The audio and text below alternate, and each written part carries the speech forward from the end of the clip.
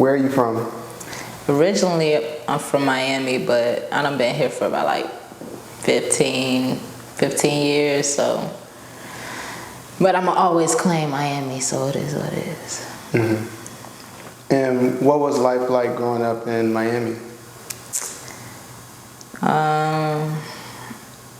It was cool, honestly. Miami was like a bliss. Like it was like paradise for me. Like despite what was going on outside, it was home, you know what I'm saying? It was where I'm from, you know what I mean? So Miami was different, definitely different from here. It's a fast pace, you know what I'm saying? Everything about fashion down there, because I mean, you in Miami. And no matter if you in the hood, it's still, you know, you get the gist. So it's like, it's a different vibe, like it's real. You know, it's home, so yeah. And do you come from a musical family? My mom sing. That's something she wanted to do when she was younger, but she kind of strayed off of it. I wouldn't say, not really that I know of.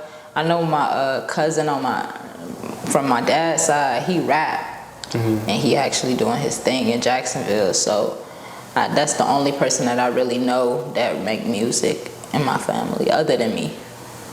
So you like a unicorn, basically. Pretty much, yeah. So did you start making music in Miami? Well, when I was in Miami, I was like from like birth to like 13. So I was always freestyling. Like I freestyle every chance I got. So I would say that was kind of, because it was my young.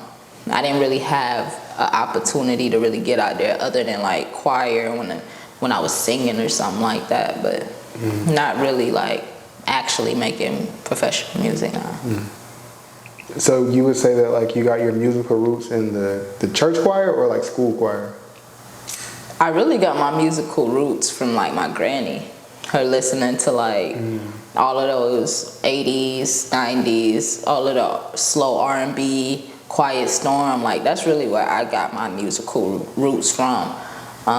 Just being in that atmosphere. Just being in choir really just pushed me to get over my fear of performing in front of other people. But yeah, I always had it in me since I was born. Like I knew I wanted to do that.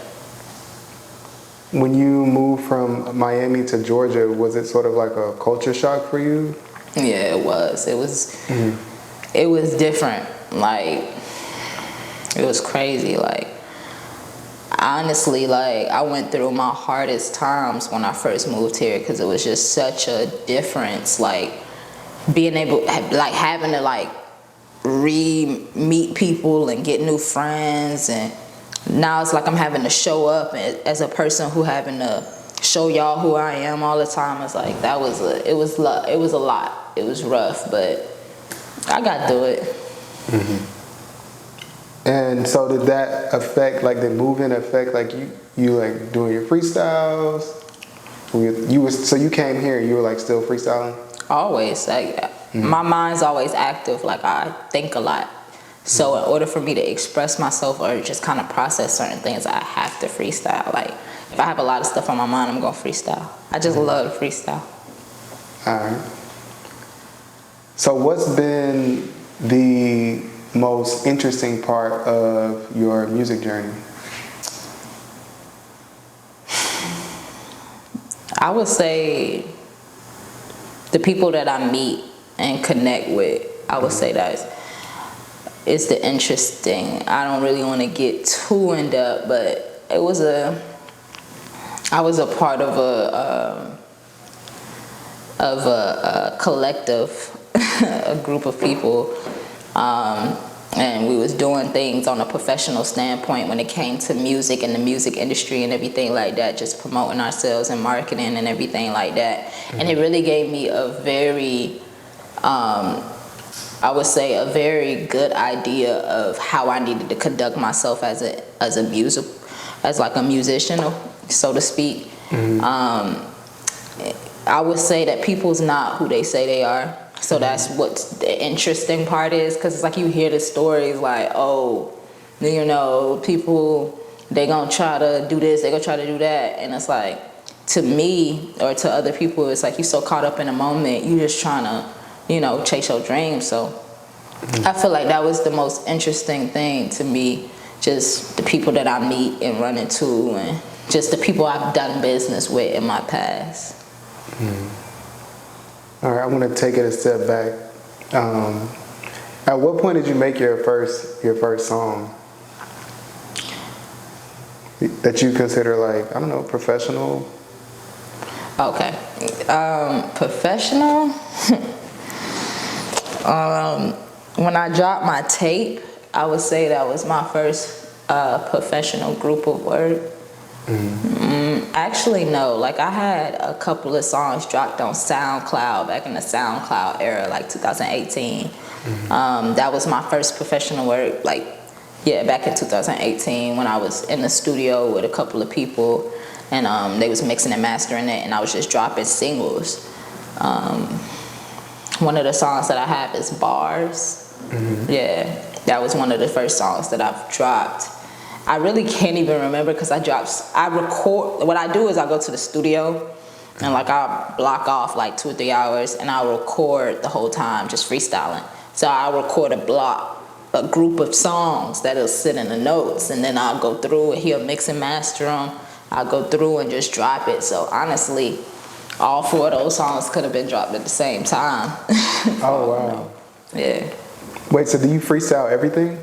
Yeah, that's my creative thought process, so to speak. Yeah, and then I'll hear it, go over it, you know, write it down, and then I'll redo it again. Oh, but the first take is you rapping it out loud, basically. Freestyling, yeah, because I feel like I want to give people the real me. And not to you know, down anybody that write, because people that write, I really do give the props to them, because like that is something like that's very good, like, and that's something I'm working on too, because like I really don't be writing for real. So to be able to write is very, very great. But for me, it's like, me personally, why I freestyle is because I want to give people like the real me, not the version that I had to think about. Like, I want you to hear me straight up, straight out of the mind. So, yeah. Are you interested in any other art forms outside of music? I like graphic design, fashion. I be modeling. I love to act. I wanted to be an actress. Still do. Still be doing it. Dance. I love to dance. I love to sing, but that's music. I love art. I just love art. I've tried the tattoo before. Not gonna say. Yeah, I did it for like 2 weeks. Did you tat yourself? I only put a line on my leg. Oh. Because I was gonna put the skyline of Miami. Because all I was gonna do was just put a line and put some little squares and stuff. I drew it out. Everything had the ink. Everything. I put that needle on my thigh that it hurt so bad. For real? Yeah, I was like, nah, I'm good. I thought. Wait, so I was a tattoo artist. So you have no leg tats? Or you saying? Oh, I got one on this side. But when I try, it's different when you're doing it yourself, because it's like you can tell yourself to stop. Yeah. You ain't gonna tell the tattoo artist to stop after you done paid them, you know, a certain amount. You know what I'm saying? You ain't gonna be like, stop. You sitting up there really taking the pain, because it's like, I done paid buddy like $400. And if like, you not finna waste that. So me doing it, I'm like, shit, I ain't pay myself nothing. I'm finna stop. So that's what that, yeah. How many, did you tat anybody else though during your tattoo career? At the time, the girl that I was with, she let me tat her. And it's so crazy, because even to this day, I'm like, I can't believe you let me do that. But it was cool. Like, I liked it. If it was something that I would have stuck with, I know that I could have been good with it, but I don't have the patience for anything. Like, I wouldn't say anything, but like, when it comes to that, that's very tedious. Like, you want to be careful with what you're doing to somebody's skin that can be permanent. And that was just too much pressure on me. So I was like, nah, I'm good. I want to talk a little bit about your aspirations in music. What is the thing that you want to accomplish most? getting the message across of spreading love. And that would be like my main focus, you know what I'm saying? Just letting people know that it's okay to be who you are, be your authentic self, and love your authentic self. And with you doing that, you'll be able to attract everything in your life. That's what I want to do. That's dope. How did you create your stage name 2 a.m.?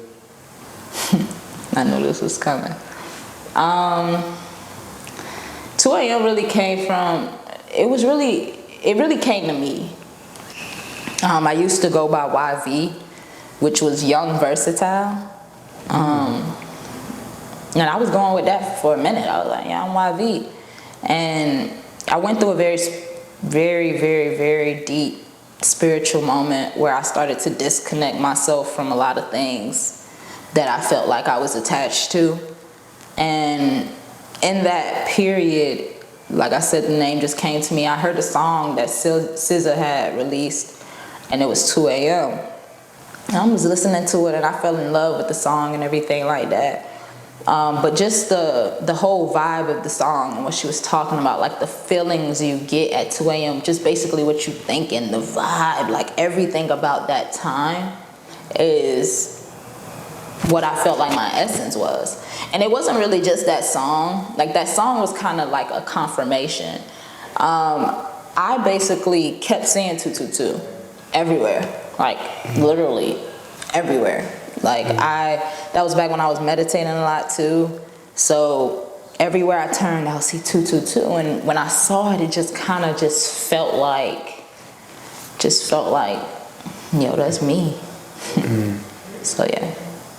Would you say that you're like a spiritual person? Because you mentioned like the numbers and... I wouldn't say I'm spiritual. I just say I'm very self-aware. I'm very tapped in with myself. I can't say that I'm spiritual because what does that mean now? You know what I'm saying? I just know what's going on. I feel a lot. What's been the most challenging moment of your music career? I would say going from not having people be there to actually having people be there. Trying to pay for everything on my own, you know, spending bread to just make things meet, like videos, photographers, studio time. Like I was breaking my back, and I was working a full-time job, and I wasn't sleeping. And then, you know, it literally, the consistency and me going hard, that's what changed everything around, because now I'm in a situation where I don't have to, you know, spend, you know, to get those things. I got my own team, you know, I'm more organized now. So I feel like the hardest part was when I didn't have that organization in my, you know, music career, or, you know, on that musical side. How would an artist get to that point of like having that organization in your, like from your perspective? From my perspective, I'll be like, well, I will say that it comes from like being able to connect with the community.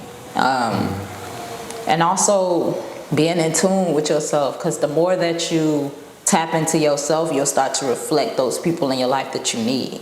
You know what I'm saying? Like, people will come to you and they just, it's just a blissful feeling in the moments, because it'll be like people will just come to you and be like, hey, I'm looking for an up-and-coming artist that I need to build my portfolio. I need somebody to take pictures with. And it's like, people know these things happen. Like, you have an engineer, you just walking through the studio, whatever, minding your business. Hey, whatever, you know, come check out this beat. You go in there, you start freestyling. Now he want to lock in with you for life.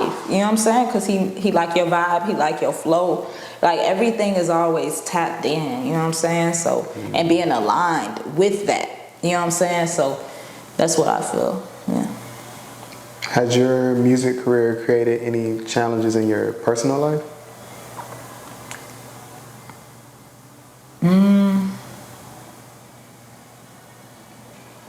That's a very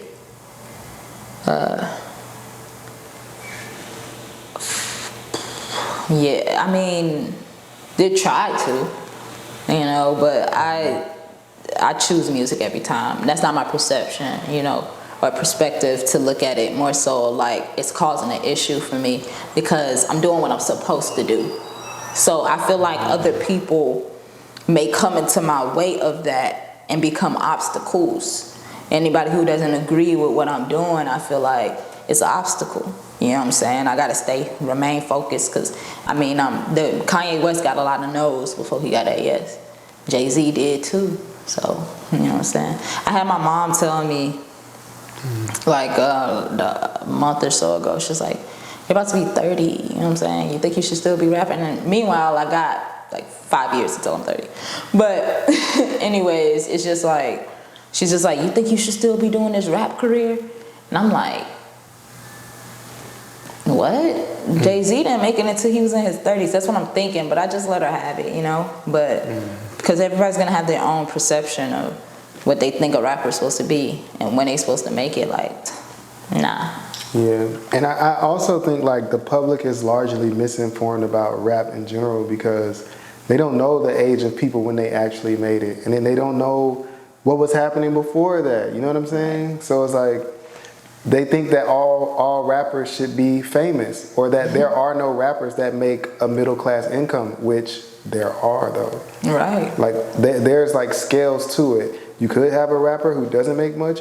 You could have a rapper that makes 50,000, and then you could have a rapper that makes 1 million. Right. You know what I mean? And just piggybacking off of that, it's like what you said, people associate rap with money. Like, first of all, and it depends on the artist, but 9 times out of 10, if I make music, that's something that I choose to do because it's something that makes me happy. I don't have to get paid for it. That's why, you know, me personally, I have a career that I work in. You know, I have skills that I develop in IT and graphic design, things that I can take and just open my own business with. And that's why you have other artists that invest, because it's not about making money from the rap career. Why? Think about it. You want to be able to be financially stable. You want to be able to be stable without using something that you enjoy to do as a means to be stable. That's when things become very hectic and, you know, start getting into people selling themselves to get this check, because it's like now you're associating your hobby or your love, your passion, you're associating that with a check, and it automatically devalues it. So it's not about money for me when it comes to rap. I'm just like to make music. And once I actually acknowledge that, and I align myself with that, now I don't have to pay for studio time. Now I meet engineers who work with celebrities and they want to work with me. It's not about money. Money's going to come to you regardless. It's a currency. And people don't know that though. So for someone watching this who aspires to do what you do, what advice would you have for them? Just keep going. No matter what. No matter how many times you get told no matter how many times you have a show and nobody shows up, nobody claps, people are talking in the background, keep going. Because that dedication in your eyes, that hunger, is what's going to get you. It's what's going to get anybody. You know, the passion. Passion is what people feel. So just keep on, no matter what.